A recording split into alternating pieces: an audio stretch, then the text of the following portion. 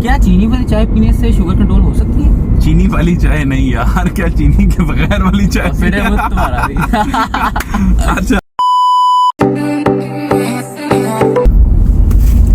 Sugar क्या होती है और शुगर को किस तरह कंट्रोल किया जाता है, यानी डायबिटीज क्या होती है और को किस तरह कंट्रोल किया जाता है? सबसे पहले फिर आप बताइए कि शुगर क्या होती है।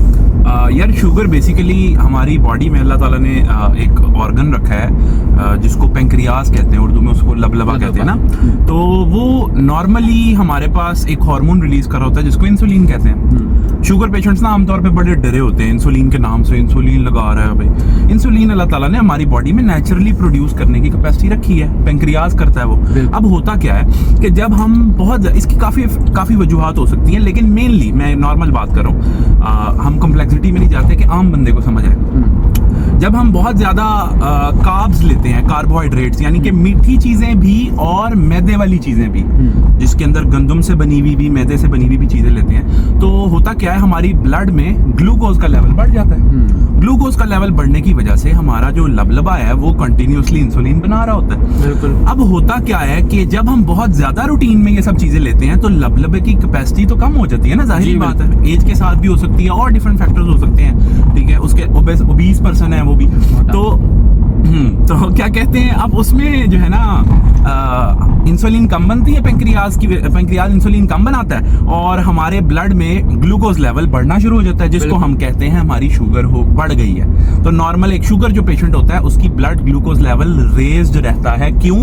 क्योंकि उसकी जो पेंक्रियाज है, लबलबा है, वो इंसुलिन नहीं बना रहा। यानी अगर हमारा ओबीस पेशेंट का लबलबा इंसुलिन नहीं बना रहा तो उसको इंसुलिन लगानी पड़ती है। उसको लगानी चाहिए, हम बड़ा डरते हैं ना, इंसुलिन नहीं लगानी, हम मेडिसिन ले। क्या चीनी के बगैर चाय पीकर शुगर कंट्रोल हो सकती है? अच्छा, बहुत से जो है ना, ये भी एक मिथ्स है ना, हमारे जो बुजुर्ग हैं, बड़े हैं, ये करके वैसे ही कि मैं तो फिक्की चाह पीनी है फिर भी मेरी शुगर बढ़ जाती है। तो सिर्फ फिक्की चाह पीने नाल शुगर नहीं कंट्रोल होती।